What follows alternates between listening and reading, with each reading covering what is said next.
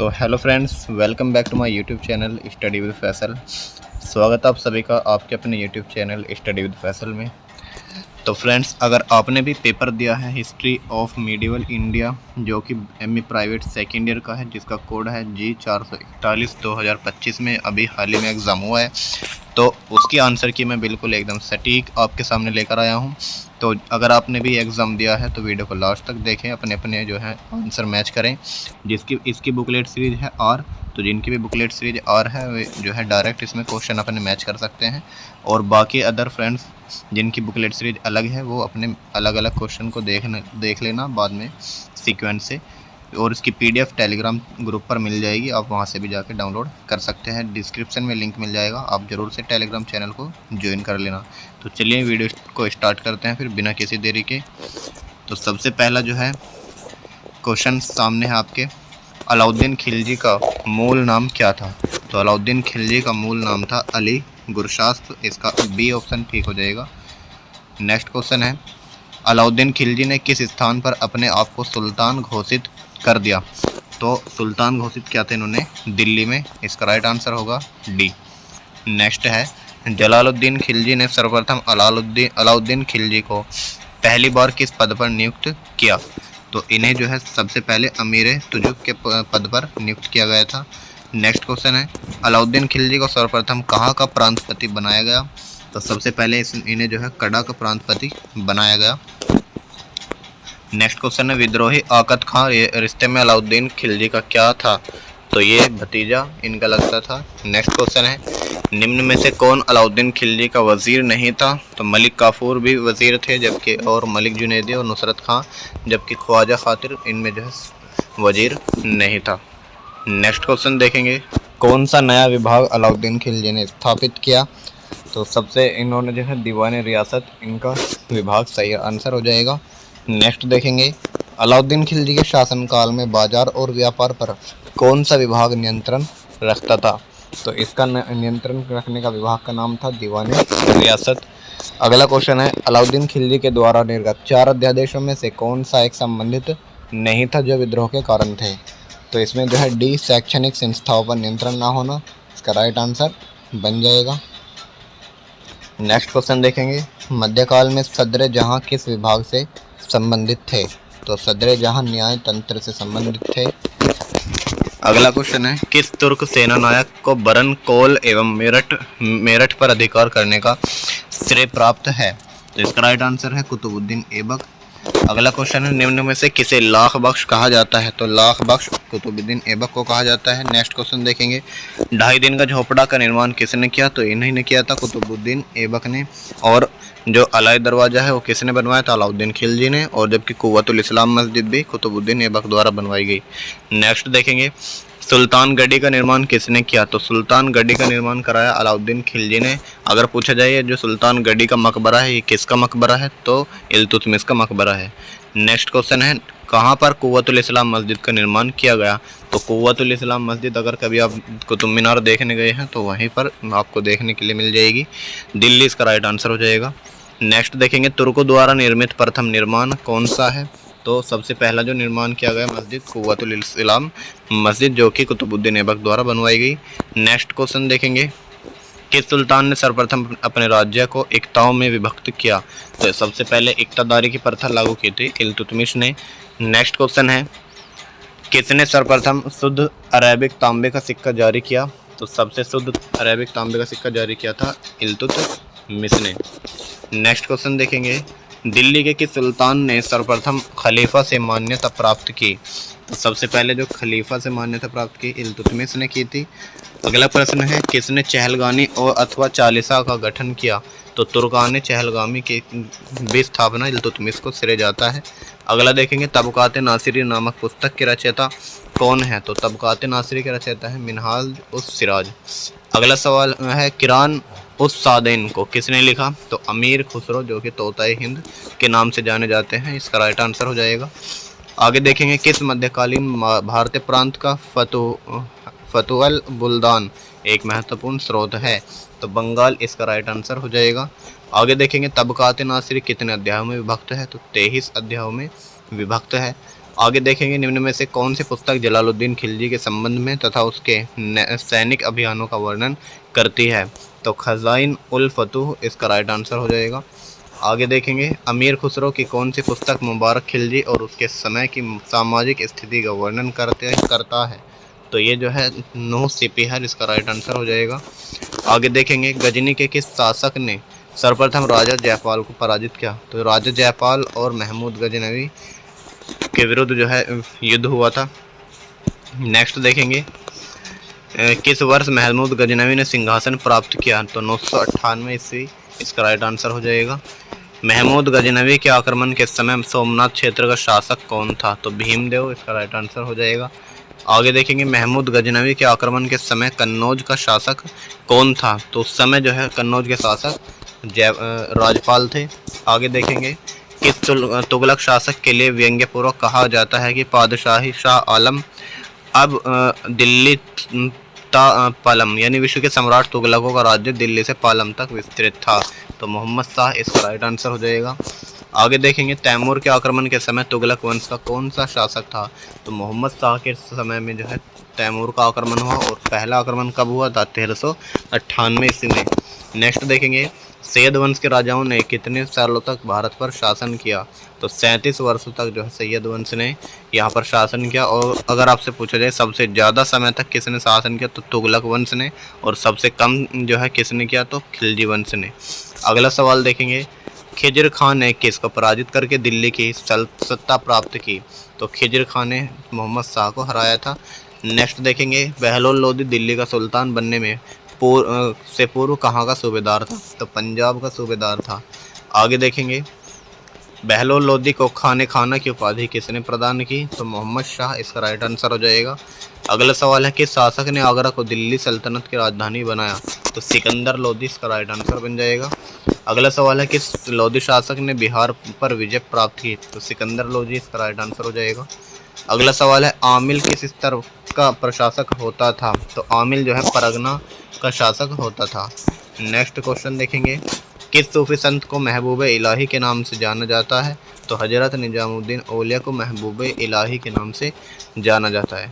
आगे देखेंगे अलाउद्दीन खिलजी से किसने रायन की उपाधि प्राप्त की।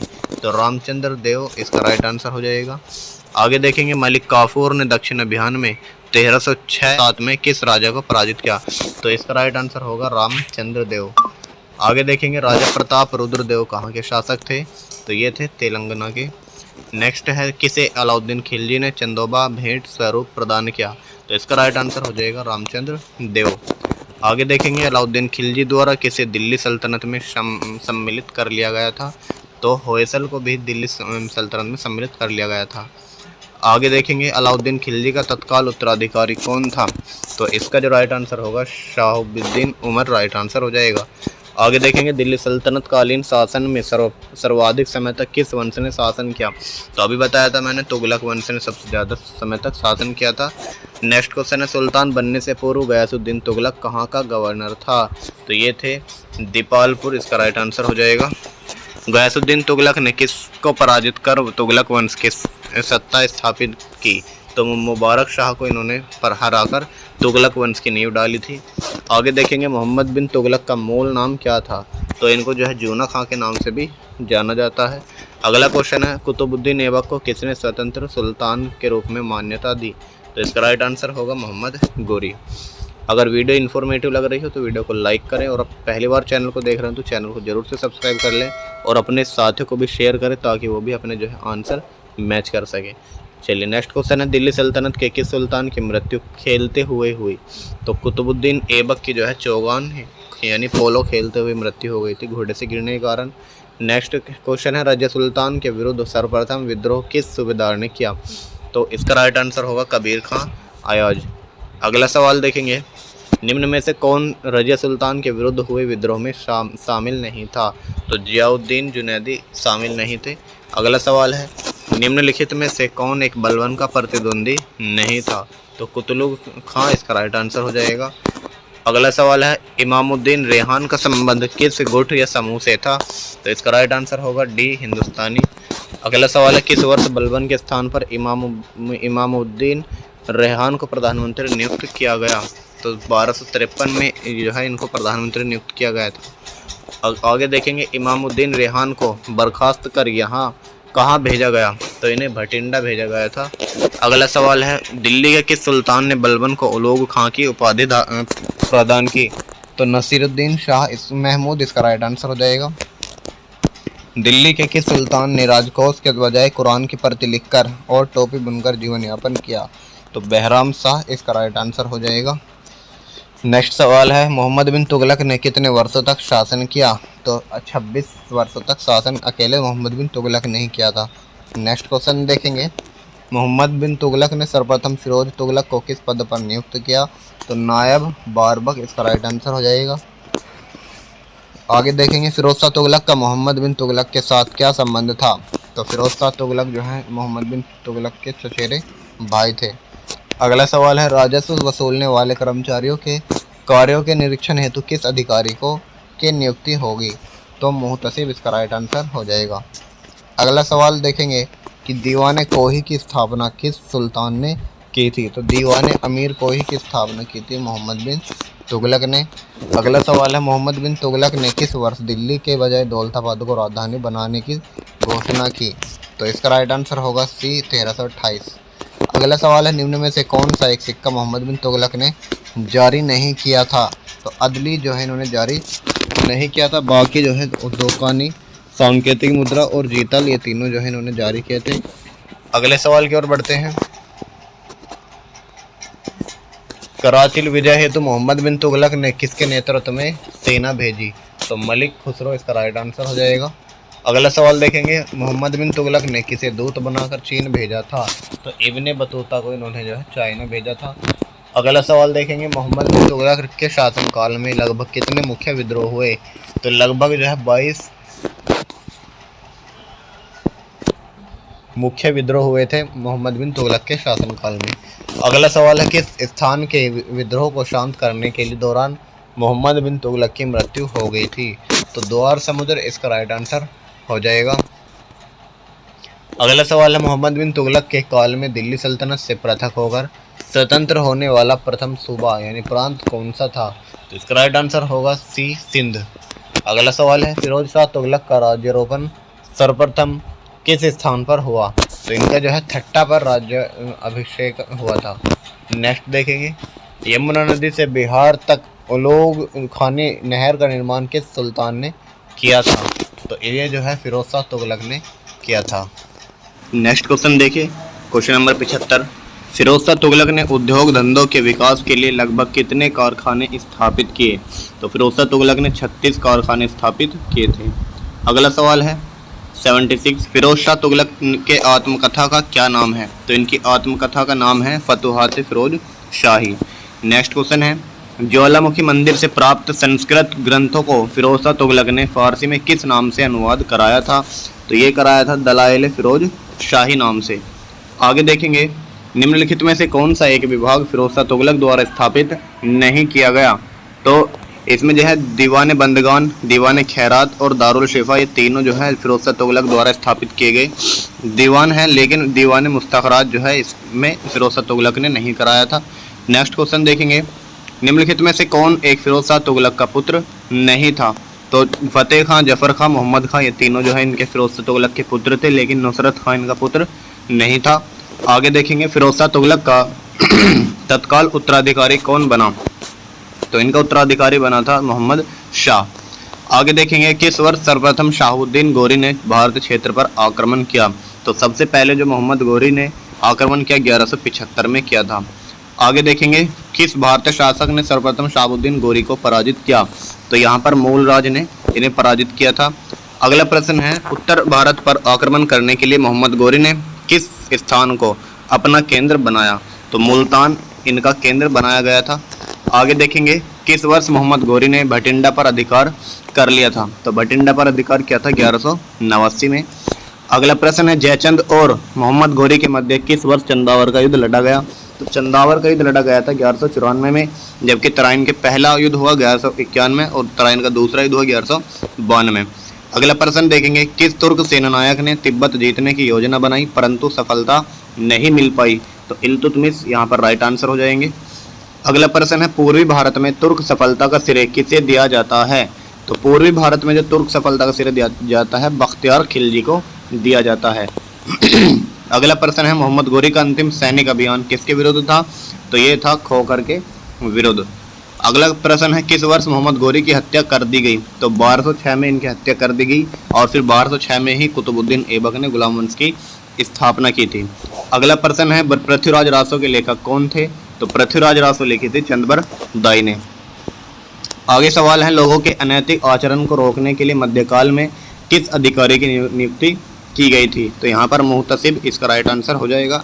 अगला सवाल है निम्न में से कौन सा एक न्याय विभाग से संबंधित नहीं था। तो मुफ्ती, काजी और अदल ये सभी जो है न्याय विभाग से संबंधित है, लेकिन बरीद यहाँ पर अलग हो जाएगा।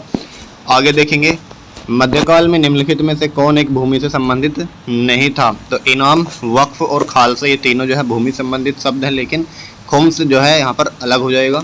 अगला सवाल है मध्यकाल में खूत किसे कहा जाता था। तो खूत कहा जाता था जमींदार को। आगे देखेंगे राजस्व वसूली का कार्य कौन सा विभाग देखता था। तो राजस्व वसूली का विभाग देखता था दीवाने मुस्तखराज।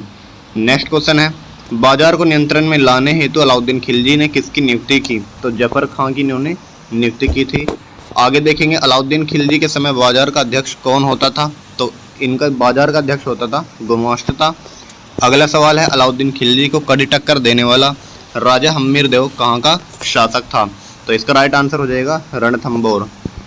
नेक्स्ट सवाल देखेंगे किस वर्ष अलाउद्दीन खिलजी ने मेवाड़ पर अधिकार किया। तो अलाउद्दीन खिलजी द्वारा 1303 में मेवाड़ पर अधिकार किया गया था। एंड लास्ट सवाल है किस स्थान को जीतने के पश्चात उसका नामकरण खिजराबाद किया गया। तो चित्तौड़ को जीतने के बाद उनका नाम खिजराबाद कर दिया था। तो यहाँ पर आपकी जो है 100 क्वेश्चन प्रश्न यहाँ पर कंप्लीट होते हैं। अगर आपको इसकी PDF चाहिए तो नीचे टेलीग्राम लिंक दिया गया है डिस्क्रिप्शन बॉक्स में जाकर, तो टेलीग्राम को ज्वाइन कर लेना। वहाँ पर सभी PDF आपको फ्री ऑफ कॉस्ट अवेलेबल हो जाती हैं। अगर आपको कोई और पेपर कोड का जो है सॉल्यूशन चाहिए, आंसर की चाहिए, मुझे कमेंट बॉक्स में बता सकते हैं, आपको वीडियो प्रोवाइड कर दी जाएगी। वीडियो कैसी लगी आप कमेंट करके ज़रूर बताएंगे और चैनल पर नए हो तो चैनल को सब्सक्राइब एंड वीडियो को लाइक और अपने दोस्तों के साथ शेयर जरूर से करना ना भूलें। चलिए मिलते हैं नेक्स्ट वीडियो में, तब तक के लिए जय हिंद, बाय बाय, टेक केयर।